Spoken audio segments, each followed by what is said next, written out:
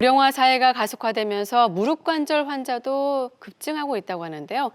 그런데 이 관절염에 대한 이해도가 낮아서 병을 방치하는 경우가 정말 많다고 합니다. 조기에 정확한 원인을 찾아 치료해야 효과적인 이 무릎 관절 연골 및 관절염에 대해서 오늘 자세히 알아보겠습니다. 정형외과 김석중 교수 나오셨습니다. 안녕하세요. 네, 안녕하세요. 네. 사실 이제 관절염 제 주변에도 이제 어르신들이 관절염으로 고생하시는데 관절염 때문에 아무 데도 이동을 못 하니까 더욱더 삶의 질이 좀 안 좋아지시는 것 같더라고요. 어떻습니까? 네, 맞습니다. 바이오로 이제 100세 시대가 맞는 것 같습니다. 제가 한 10년 전만 하더라도 관절염 때문에 인공관절을 받으러 오는 환자분들의 평균 연령이 60대 중반 이 정도였었는데 최근 들어서는 70대 초반, 중반, 후반, 심지어는 80대 초반까지도 많은 환자분들이 오고 있습니다. 근데 이제 그런 환자분들이 오셨을 때 그래, 나이가 먹는 거는 좋은데 정말 건강하게 나이가 먹고 싶다 이런 말씀들을 많이 하십니다. 그래서 최근 심평원 자료를 보시면 한국인의 건강을 위협하는 대표적인 질병 순위 중에 우리가 뭐 가장 걱정하는 것은 암이라고 할 수 있겠지만 2위가 이렇게 관절염을 차지할 정도로 좀 더 건강하게 나이를 들고 싶어하는 그런 국민들의 염원을 나타낸 그런 지표가 아닌가 이렇게 생각이 됩니다. 네. 그 2위가 관절염이었군요. 좀 몰랐는데 사실 관절염이 가장 많이 발생하는 부위가 무릎으로 알고 있습니다. 네, 네. 뭐 특별한 이유가 있을까요? 예, 잘 아시다시피 우리 무릎 관절은 다른 관절들보다 상당히 큰 관절이고요. 그 관절 자체가 상당히 불안정한 구조로 되어 있습니다. 그래서 보시다시피 이 관절을 안정화시켜주기 위해서는 근육이라든지 인대라든지 이렇게 반월상 연골 이런 것들이 어느 정도의 안정성을 갖춰주고 있는데 우리가 뭐 걷거나 이러는 것들은 자주 일어나는 일이다 보니까 아주 미세한 미세한 외력에 의해서도 손상을 받을 수가 있고 그러한 손상이 관절 연골의 손상으로 이어질 수가 있고 그리고 그러한 손상된 관절 연골이 마모가 되거나 변성이 되거나 이렇게 되면 관절염으로 이어질 수가 있기 때문에 관절염이 가장 많이 발생하는 그런 관절이라고 할 수 있겠습니다. 그러니까 말씀 들어보니까 어떻게 보면 이제 연골이 좀 가장 중요할 것 같습니다. 손상되면 어떻게 뭐 자연 회복되기도 하나요, 연골은요? 예, 엄밀하게 말하면 네. 맞습니다. 다만 크기가 작거나 범위가 넓지 않은 경우에 있어서는 주변의 연골 세포에 의해서 손상을 메워줄 수가 있습니다. 그렇지만 그 연골 세포 자체는 기질이라고 하는 부분에 둘러싸여 있기 때문에 손상 부위로 가서 이것을 채워줄 수 있는 그런 것을 잘 하지를 못합니다. 그러다 보니까 주변에 있는 어떤 그 활막이라든지 이런 쪽에 있는 세포들이 가서 그쪽을 도와주게 되는데 이렇게 작고 범위가 넓지 않을 경우에 있어서는 어느 정도의 재생이 이루어지지만 범위가 넓거나 관절 연골이 부분층 결손이 있거나 하는 경우에 있어서는 그 연골이 재생되는 데 있어서 한계가 있습니다. 네. 근데 사실 이제 관절염으로 이렇게 크면 진행될 가능성이 높다라는 말씀이신 것 같은데 이렇게 무릎 관절 연골의 손상의 원인은 어떻습니까? 예전에는 좀 사실 뭐 사고 때문에 그런 경우는 많이 봤지만요. 요즘엔 좀 그렇지 않은 것 같아요. 네, 맞습니다. 제가 사실 전공의 때 뭐 네. 교수님들한테 관절염 왜 생기나요? 그러면은 교수님들이 야, 임마 많이 써서 그렇지 뭐 이렇게 얘기하시는 그런 네. 정도 있었는데 예전에는 이렇게 웨어 앤 테어, 그러니까 많이 써서 닳아져서 생기는 것이 관절염이라고 한다면 최근에는 사실 그 면역과 염증에 의해서 생기는 것이라고 하는 것이 큰 축이 됐습니다. 그렇지만 이 자리에서 이제 그런 것까지 말씀드리기에는 좀 무리가 있고요. 어떠한 그 연골 손상의 병변의 크기에 대해서 이렇게 말씀을 드리게 된다면 사이즈가 좀 작거나 이런 경우에 있어서는 우리가 그야말로 외상, 그러니까 뭐 다치거나 삐거나 이러면서 그 손상이 됐을 때 그런 때 국소적인 연골 손상이 될 수가 있고 그리고 그 뼈와 연골로 가는 어떤 혈행이 장애가 생기면서 국소적으로 박리성 골연골염이라든지 골괴사 등이 생겨서 이렇게 국소적인 연골 손상이 생길 수가 있습니다.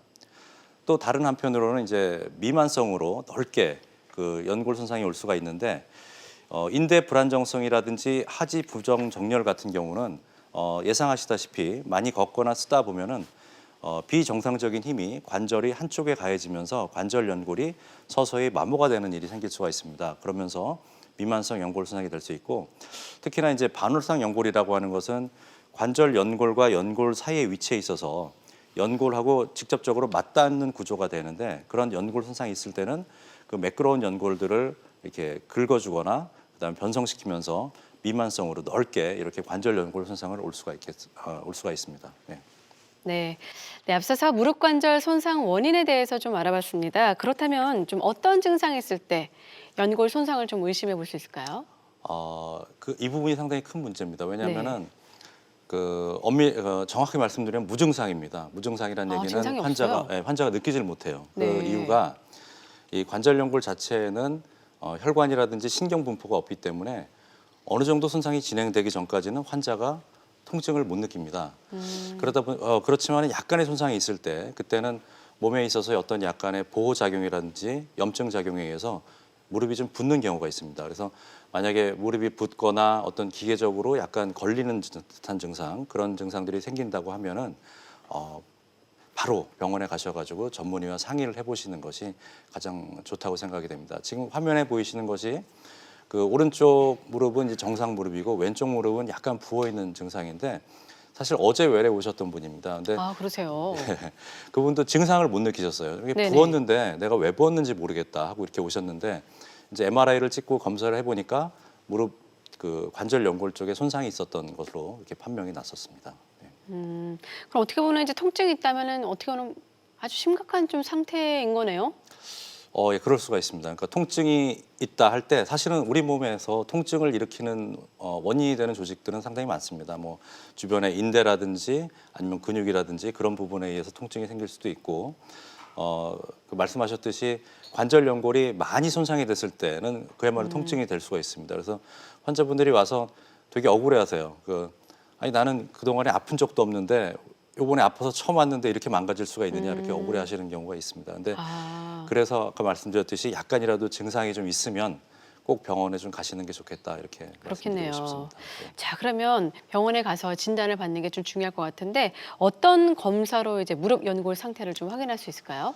예, 사실 그 무릎 관절 연골에 대한 정확한 검사로서 비수술적인 검사로서는 MRI가 있습니다. 그러니까 네. 요즘 MRI가 상당히 그 해상도가 높아지면서 꽤 정확한 부분까지의 손상을 볼 수가 있습니다만 실제적으로 이 연골이 정상적인지 아닌지를 볼 때는 관절경으로 검사합니다. 지금 화면에 보시다시피 네네네. 이 환자분은 사실 반월성 연골 손상이 있는 분인데 지금 만져보는 저 부분은 연골이 그래도 정상입니다.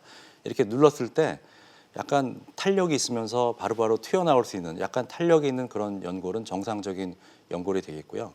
요 밑에 이렇게 보시는 부분은 경골 부위에 있는 연골인데 보시다시피 약간 보풀하기가 일면서 약간 푸석푸석하고 눌렀을 때 살짝 들어가는 듯한 양상. 그러니까 이게 한 그 초기 단계에 있어서의 연골이 약해진 그런 양상이라고 볼 수 있겠습니다. 그래서 그렇군요. 네. 자, 그러면 이제 뭐 초기냐, 뭐 중기냐, 말기냐 딱 이렇게 단위를 좀 나눌 수 있을 것 같은데 단계를 나눌 수 있을 것 같은데 그럴 때 좀 치료법이 좀 다를 것 같아요. 네, 맞습니다. 만약에 이제 초기에 네. 뭐 저렇게 연골이 패이거나 이런 증상이 없을 때는 뭐 약물 치료라든지 주사 치료 이렇게 할 수가 있겠는데 약간 연골에 결손이 생겼을 때 아까 말씀드렸듯이 잘 재생이 안 되기 때문에 이때는 수술적인 치료가 진행이 되는 경우가 많습니다. 그래서 네. 그 대표적인 수술법으로는 우리가 이제 미세 골절술, 미세 천공술이라고 그래서 그 관절 연골을 잘 다듬고 난 다음에 그 뼈 있는 부분을 금속정이라든지 드릴을 이용해서 구멍을 저렇게 뚫게 됩니다. 그러면은 그 구멍 뚫은 부위에 있는 골수가 흘러나오면서 그 손상된 연골 부위를 채워주게 됩니다. 그러면서 섬유 연골이라고 하는 그런 연골로 채워주는 방법이 이제 미세 천공술, 미세 골절술 이렇게 얘기를 할 수가 있겠습니다. 몇 가지가 더 있는데요. 대표적인 수술 방법 중에 또 다른 하나가 이제 골 연골 이식술이라는 게 있습니다. 근데 골 연골 이식술은 무릎에 있는 관절이라고 해서 다 관절을 하는 게 아닙니다. 무릎의 약간 위쪽 또는 가운데 있는 부분은 관절은 하지 않는 부분, 즉 체중 부하를 하지 않는 그런 부분이 되겠습니다. 그래서 그 체중 부하를 하지 않는 부분에 연골과 뼈의 일부를 띄어다가 손상된 부위를 잘 다듬고 보시다시피 저렇게 동글동글하게 이렇게 잘 심어주게 되는 그런 수술 방법이 골 연골 이식술입니다. 계속해서 다음 치료 방법은요? 네, 또 다른 수술은 이게 세포 치료제의 하나인데요. 자기유래 연골 세포 이식술이라고 그래서 방금 말씀드렸던 골 연골 이식술에서 뼈나 연골을 띄는 그 부분에서 연골의 일부를 띄어다가 한 4 내지 6주간 세포 배양을 합니다. 그렇게 되면 4,800만 개 정도의 그 세포를 얻을 수가 있는데 그 세포를 저렇게 손상된 연골 부위에다가 다시 심어줌으로 인해서 정상 연골로 재생하고자 하는 노력이 이 자기 유래 연골 세포 이식술이 되겠습니다. 네. 예, 그리고 이제 최근에 나온 그런 수술 방법인데요. 자기 콜라겐 유도 연골 재생술이라고 그래서 아까 처음에 말씀드렸던 미세 골절술, 미세 천공술을 하고 난 이후에 이 부위를 콜라겐 젤을 이용해 가지고 덮어주게 되면 연골 재생이 조금 더 효과적으로 되는 그런 부분들이 있어서 이 부분들을 자기 콜라겐 유도 연골 재생술이다 이렇게 얘기를 하고 있습니다. 설명을 들어보니까 좀 자기 재생이 좀 잘 안 되니까 그 재생을 좀 돕게 하는 방법들로 어떻게 보면 치료 방법이 좀 나눠지는 것 같은데 맞습니다. 우선은 이제 그 중에서 자기 콜라겐 유도 연골 재생술 이거 같은 경우는 연골 손상 범위가 어느 정도일 때 좀 효과적인가요? 네. 예, 상당히 그런 질문은 되게 네. 그 전문가적인 질문이긴 아, 한데요. 근데 이제 자기 콜라겐 유도 연골 재생술이라고 하는 것은 아까 그 미세 골절술, 미세 천공술을 약간 개량을 했다. 그래서 다른 말로는 개량형 미세 골절술이라고도 얘기를 합니다. 근데 그거를 하고 난 이후에 이 콜라겐을 덮어줌으로 해서 연골을 재생하는 것인데 우리 심평원에 있어서는 1.5 제곱센치에서 4 제곱센치 정도의 그런 연골 결손에 사용하도록 이렇게 권유를 하고 있습니다. 자 그러면 어떻게 보면 이제 첫 단계가 이제 치료 단계 약간 치료 설명했던 것 중에 하나가 천공술이거든요. 네. 뜨는 거요. 네네. 네, 그게 요즘에는 다른 치료법에서도 많이 쓰이긴 하는데 그것을 좀 발전시킨 게 자기 콜라겐 유도 연골 재생술인가요? 네, 맞습니다. 네. 아, 그 원리를 간단하게 설명을 해드리면은 네네네. 미세 천공술을 하고 난 다음에 그 골수가 이제 흘러나왔을 때 이걸 그대로 두면은 주변으로 흩어져 버리잖아요. 네네네. 근데 콜라겐 젤이라든지 이런 부분들을 이용해서 그 다듬은 부위, 그다음에 천공한 부위에 젤을 덮어줌으로 인해서 흘러나온 골수가 그 안에 머무르게 하는 것입니다. 네. 지금 이제 사진에 보이시다시피 연골을 저렇게 다듬고 난 다음에 이렇게 네. 뭐 정이라든지 드릴을 이용해서 구멍을 내고 지금 보이는 아. 것이 이제 콜라겐 젤인데 콜라겐 젤을 이용해서 저렇게 천공된 부위를 이렇게 덮어주게 되면 연골 재생이 좀 잘 되는 부분을 볼 수가 있습니다. 이렇게 덮고 난 다음에는 보통은 저희가 한 1년 반에서 2년쯤 뒤에 다른 수술을 하거나 아니면 추가적인 수술을 하면서 2차적으로 연골이 잘 재생됐는지를 보는 경우가 있는데 지금 보시는 경우도 2년 뒤에 환자를 2차적으로 관절경을 봤을 때 상당히 연골이 잘 재생된 그런 것을 보여주고 있는 그런 영상입니다. 아 그렇군요. 어떻게 보면 이제 그 약들이 딱 그 부위에 좀 적용되게 하기 위해서 이렇게 젤로 좀 덮는다. 네. 그렇게 쉽게 좀 이해하면 될 것 같습니다. 네, 맞습니다. 예후가 좋은 사례 보면서 좀 설명을 좀 들어볼까요? 예, 예. 지금 이제 사례를 보여주시겠는데요. 네. 저분이 이제 중년 여성분이시고 이분이 워낙에 되게 활발하셨던 분입니다. 테니스도 되게 젊으신데요. 좋아하시고, 예, 네. 등산도 좋아하시고 그러셨던 분인데 6개월 전에 등산을 하고 가다가 내려오면서 통증이 생기기 시작을 했습니다. 그래서 저한테 오셔서 뭐 주사 치료라든지 약물 치료를 받았는데도 호전이 되지 않아서 이제 MRI를 찍고 검사를 해보니까 이 슬개골 밑에 활차라는 부분이 있습니다. 그 활차 부분에 연골이 손상된 것을 보고 이 부분에 이제 수술을 해야 되겠다 해서 자기 콜라겐 유도 연골 재생술을 시행을 했고 마침 한 1년 반 뒤에 반대편 무릎도 비슷한 증상이 있어서 그 무릎을 수술하면서 이전에 수술했던 부분을 2차적으로 관절경을 봤더니 비교적 그 손상된 부위가 잘 덮인 그런 영상을 볼 수가 있었습니다. 네, 수술 전후 사진 만나봤고요. 계속해서 다음 사례 볼까요?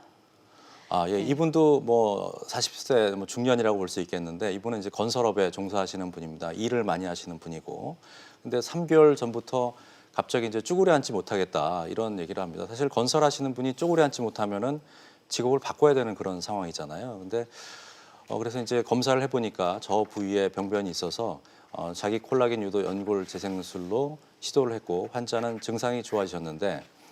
이분이 한 2년 뒤에 오시더니 이제 저한테 물어보는 거예요. 제가 이 직업을 계속해도 되겠냐, 아니면 네. 직업을 바꿔야 되겠냐. 그래서 MRI를 찍어보는 바로는 상당히 좋습니다만 정확한 거는 뭐 관절경을 봐야지 알 수가 있습니다. 그랬더니 정말 관절경 검사를 해보겠다. 그래서 들여다본 사진입니다. 그랬더니 연골이 잘 재생이 돼서 그 일을 계속 하셔도 되겠습니다. 이렇게 제가 권유해줬던 그런 분이 되겠습니다. 네. 네, 한숨 좀 덜으셨을 것 같습니다. 네.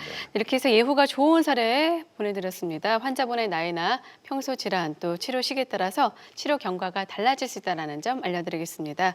자, 그러면 자기 콜라겐 유도 연골 재생술 치료 시 어떤 점들을 좀 주의해야 될까요? 예, 비단 뭐 자기 콜라겐 유도 연골 재생술뿐만 아니고 모든 연골 재생술에 있어서 중요한 것은 초기 재활입니다. 그러니까 간혹 이제 환자분들한테 목발 짚고 다니시고 관절 운동 조심해서 하세요 이렇게 하면은 뭐 6주도 안 돼서 초기에 이렇게 막 딛고 다니시는 분들이 있습니다. 근데 그러면 안 되거든요. 한 6주 정도가 어느 정도 이제 꾸덕꾸덕해지는 기간이기 때문에 이 기간에 체중 부하라든지 관절 운동을 상당히 조심을 해야 되는 그런 상황입니다. 그래서 그렇다고 뭐 특별한 재활이 있는 건 아닙니다. 말씀드렸듯이 기간을 두고 점진적인 재활, 점진적인 체중 부하, 그다음에 점진적인 관절 운동을 할 수 있도록만 하는 것이 가장 큰 재활의 그 기준이 되겠고, 그 부분들은 주치의 선생님의 그 지시를 받아가지고 거기에 따라서 차근차근히 따라가신다면은 성공적인 재활과 성공적인 그런 시술의 결과를 얻으실 수 있을 것으로 생각이 됩니다. 네, 이처럼 무릎 관절염에 대해서 알아보겠습니다. 지금 전화 주신 시청자와 바로 만나보도록 하겠습니다. 여보세요? 네, 안녕하세요. 네, 안녕하세요. 네. 자, 어떤 점이 불편하신가요? 네, 저도 연골이 찢어져가지고 재생술을 받아서 지금 네. 자사형은 쓰고 있는데 네. 그 앞에 연골이 연골 연화증이라는 진단이 내려갖고 치료를 받으려고 하는데 그건 이식을 지금 나이에 할 수가 없다고 그래가지고선 계속 그냥 잠깐 그 통증 없애는 그 주사만 맞으면서 지내고 있거든요. 아, 근데 그러시군요. 정말 이거 수술이나 어떤 다른 방법으로 고칠 수 없는지 그것 좀 네. 여쭤보고 싶어서요. 아, 네. 김석중 교수님하고는 좀 상담을 나눠보실게요. 예, 안녕하세요.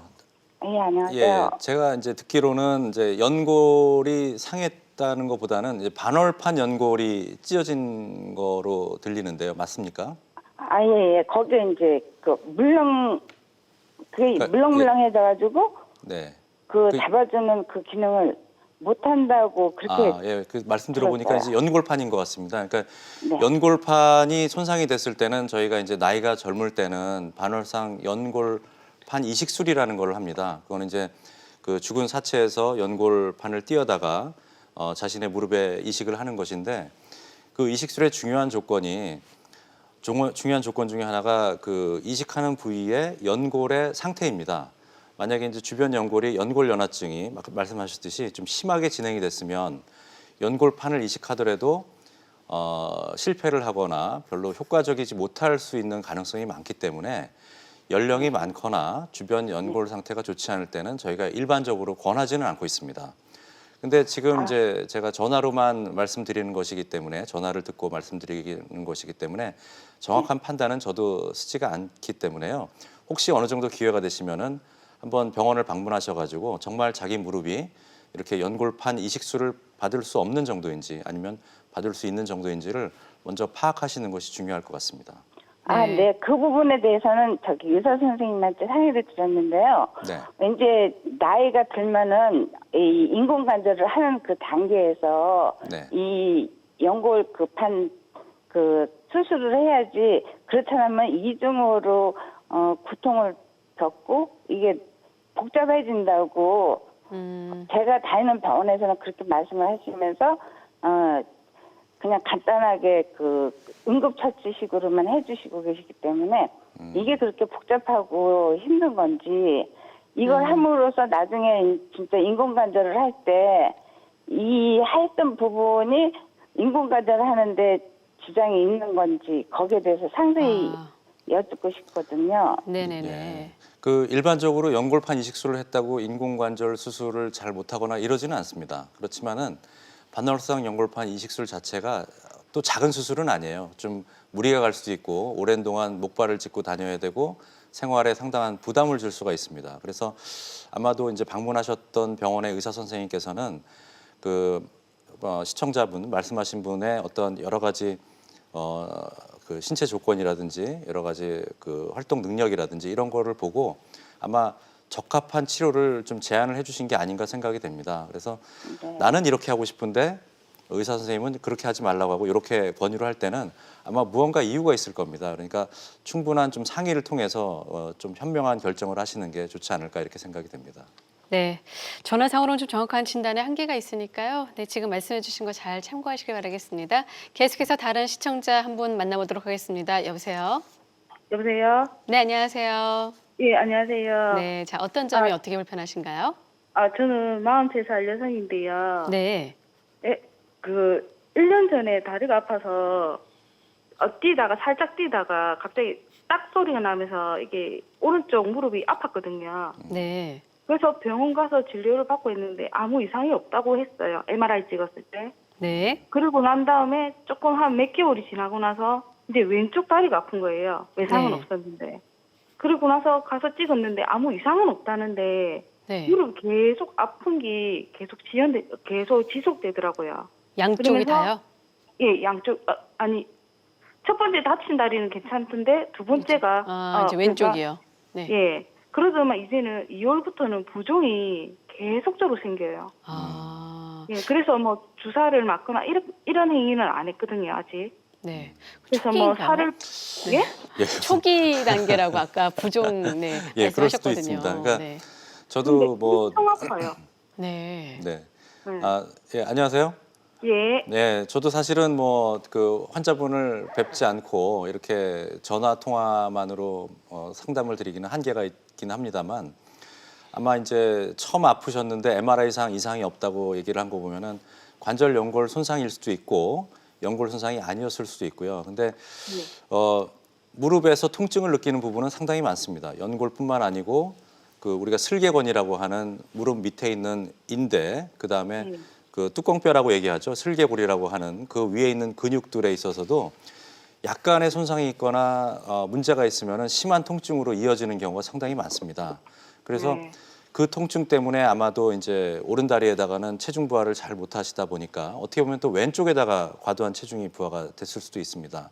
그러니까 무리한 힘이 가해지거나 이렇게 되면은 관절 자체에도 무리가 갈 수도 있고 그 주변에 그 근육이라든지 인대에도 또 무리가 갈 수가 있습니다. 그래서 지금 부어 있다고 그래서 저도 약간은 좀 걱정되는 부분이 있는데 이렇게 붓기가 생기고 그랬을 때는 좀 정확한 진단을 어렵겠죠, 받아보시는 게 그거는. 좋습니다. 그래서 이것도 다시 한번 좀 병원에 가셔가지고 관절경을 좀 어떻게 보셔야 되나요? 사실은 네. 진단을 위해서 관절경 하는 거를 그렇게 쉽게 권하지는 않습니다. 아, 그래요? 네네. 일종의 이것도 시술이라고는 하지만 환자분이 마취를 하고 모든 것이 수술에 준해서 진행이 되기 때문에 가능하면은 좀 간단한 치료, 간단한 검사를 먼저 하기를 권합니다. 자, 지금 말씀해 주신 거 잘 참고하셔서요. 한번 치료를 좀 받아보시기 바라겠습니다. 전화 주셔서 감사합니다. 네. 앞서서 이렇게 이제 퇴행성 관절염 치료 방법에 대해서 좀 알아봤는데 그중에서 좀 뭐 중기 이상으로 심한 경우에 인공관절 치환술을 많이들 하시더라고요. 네. 사실 저희 고모께서도 그렇게 하셨는데 네. 그 전에 좀 고려할 만한 그런 치료법은 없을까요? 초기와 예, 뭐 아까 처음에도 말씀드렸지만 네. 지금 이제 100세 시대입니다. 만약에 50대, 60대 인공관절 치환술을 받게 되면 요즘에는 뭐 기술이 많이 좋아져가지고 인공관절이 뭐 한 10년, 20년, 심지어 30년까지 가는 것도 나온다고 하지만 모든 환자분에서 다 그런 것이 아니기 때문에 좀 일반화시켜서 볼 필요가 있습니다. 그렇다면 한 50대, 60대에 있어서는 인공관절보다는 조금 더 다른 수술, 내 관절을 좀 보호할 수 있는 그런 수술을 찾는 것이 좋다고 생각이 되는데요. 아, 그렇군요. 예, 특히 뭐 제가 다 설명드릴 근위경골 절골술이라는 게 있습니다. 근위, 경골, 절골술이요. 예, 근위라는 게 이제 위쪽이고 네. 경골은 이제 아래에 있는 뼈 중에서 이제 안쪽에 있는 뼈를 말합니다. 아. 지금 사진에 보이고 있는데요. 네. 저 선에 있는 맨 위에 있는 것이 고관절, 그러니까 그 대퇴골두의 중앙을 가리키고 있고요. 네네. 맨 아래에 있는 선이 발목 관절에 있어서 중앙을 가리킵니다. 네네네. 그 고관절에 있는 중앙선과 발목 관절에 있는 중앙선을 잇는 선이 일반적으로 정상인 경우에 있어서는 무릎의 중앙을 지나가는 게 정상입니다. 네. 근데 요 분 같은 경우에는 이분은 환자의 사진인데요. 네. 약간 무릎이 안쪽으로 지나가죠. 네네. 예, 그 얘기는 무릎이 약간 O자 다리로 좀 휘었다는 얘기입니다. 아. 예, 그리고 저 무릎을 좀 자세히 보시게 되면 네. 무릎 안쪽이 관절 간격이 좀 좁아져 있습니다. 관절염이 있는 거죠, 약간. 예, 그럴 때 저 선이 체중 부하선입니다. 그러면 저 체중 부하선을 좀 건강한 관절이 있는 외측으로 좀 이동시켜 주는 것이 좋지 않겠나 해서 개발된 것이 근위 경골 절골술이 되겠습니다. 그래서 네. 혹시 다음 사진 보시면, 예, 그래서 저 경골에 있는 상부에 금을 내 가지고요, 그야말로 금을 내서 뼈를 약간 벌려줍니다. 그럼으로 인해서 축을 이동시켜 주게 되죠. 그래서 이게 근위 경골 절골술이 되겠는데, 비교적 약간 좀 너무 고령이 아닌 어느 정도 활동이 가능하신 분에서 받게 되면은 체중 부하의 축이 옮겨지면서 내측이 아팠던 분이 외측으로 체중이 부하가 되니까 비교적 통증을 많이 느끼지 않으면서, 이건 또 내 관절이다 보니까 조금 더 인공관절보다는 활발한 그런 생활을 할 수가 있습니다. 이것이 근위 경골 절골술이 되겠습니다. 그렇다면 혹시 선천적으로 휜달인 경우에는 좀 관절염 발생률이 높아지나요? 일반적으로는 그렇게 얘기할 수 있습니다. 아. 근데 개인 차이가 너무 심하죠. 네. 사실 그 우리나라 사람들 보면은 다리가 안 휘고 똑바른 사람들 별로 보기 어렵습니다. 다 거의 많이들 휘어 있고요. 요즘 20대들은 다 이렇게 뭐 좀 관리를 많이 한 것 같습니다. 근데 뭐 저희 그 어머니 때나 네. 저만도 마찬가지로 저도 많이 다리가 휘어 있는데 개인 차이가 상당히 심한 것 같고요. 체중 조절이라든지 이런 거를 하고 생활 패턴이라든지 이런 걸 좀 조절을 하신다면은 휜 다리에서도 별다른 문제는 없을 수가 있습니다. 그렇지만 다리가 많이 휘어졌을 때 내측이나 외측으로, 우리가 외측으로 휜 거는 X자 다리라고 하고 안쪽으로 휜 거는 우리가 O자 다리라고 이렇게 얘기를 하는데, 네네네. 그렇게 휘었을 때, 그다음에 내측이나 외측에 어떤 병변이 있을 때는 방금 말씀드렸던 근위 경골 절골술 이런 거를 통해서 체중 부하의 축을 바꿔주게 되면 자기 관절을 이용하면 자기 관절을 유지하면서 조금 더 활발한 뭐 직업적인 활동도 가능하고 그런 생활을 할 수가 있습니다. 네. 근데 좀 설명을 들어보니까 미용상 이렇게 또 컴플렉스가 있는 분들은 좀 이렇게 이 치료를 좀 해보고자 하지 않을까라는 하는 생각도 경우도 들어서. 있습니다. 아, 사실은요. 그래요? 예, 네. 그 비급여, 그러니까 저 사실 미용상에 있어서는 우리나라 심평원에서는 급여 기준으로 되지가 않고 비급여 기준으로 하기 때문에 꼭 원하는 분들은 또 하는 경우가 있긴 합니다만, 일반적으로 다리가 휘었다고 그래도 일상생활에 전혀 지장이 없기 때문에 그거를 고치는 그런 뼈를 치는 그런 수술들은 권하지 않습니다. 왜냐하면 뼈를 치게 되면 2차적으로 수술에는 뭐든지 합병증이 좀 따릅니다. 부작용도 네. 따르고요. 그런 걸 감수하면서까지 다리를 이제 똑바로 만드는 거는 맞지 않다고 보고, 다만 다리가 휘어졌는데 내측이나 외측에 어떤 관절염에 해당하는 그런 병변이 있다. 그러면 이것을 치료하면서 같이 치료해 주니까 일석이조의 그런 효과를 얻을 수 있습니다. 아, 그렇군요. 자, 그러면 이 치료를 받은 비교적 예후가 좋은 사례 한번 소개 좀 해주시죠. 네. 예, 이분은 제가 기억이 많이 남는 분이신데요. 뒷모습만 모두 기억이 나세요? 예, 50대 된 여자 환자분이십니다. 부산에서 네. 오셨기 때문에, 제가 멀리 있는데도 부산에서 오셨는데, 이 50대 나이에 관절이 좁아지면서 통증이 생기고, 그리고 이제 인근 병원을 가봤더니 인공관절밖에는 길이 없다 이런 말을 하니까 이제 우울증에 빠지셨던 것 같아요. 네. 남편분하고도 이제 같이 오셨고, 그래서 나이가 아직 젊으시니까 일단은 인공관절은 최후의 수단으로 생각을 하고 한 번쯤 그 환자분의 무릎을 우리가 좀 지켜봅시다 해가지고 한 것이 근위 경골 절골술을 양측으로 했습니다. 동시에 하는 경우도 있긴 합니다만 재활하는 데 상당한 무리가 있기 때문에 6개월의 간격을 두고 오른쪽을 먼저 하고 6개월 뒤에 왼쪽을 해서 다리를 이제 바르게 만들어 드리면서 내측에 있는 관절 연골도 아까 말씀드렸던 그런 연골 재생술을 통해서 치료를 해드렸습니다. 그래서 현재는 뭐 활동도 잘하시고 무릎 통증이 없으니까 너무 자신 있게 잘 걸으시고 그 우울증도 사라지시고 그래서 좀 행복한 생활을 하고 있는 좋은 케이스입니다. 약간 이제 제 주관적인 견해로 봤을 때는 네. 약간 더 다리가 길어지고 더 키가 커 보이는 듯한 느낌이거든요. 맞습니다. 정확하게 보셨고요. 아, 그런가요? 예. 그 근위 경골 절골술을 하면서 뼈를 약간 벌려주거든요. 네네네. 벌려주면서 축이 바뀌다 보니까 휜 다리가 잡히니까 한 1cm 내서 길게는 2cm까지도 다리가 길어지는 효과를 볼 수가 있습니다. 맞습니다. 아, 그렇군요.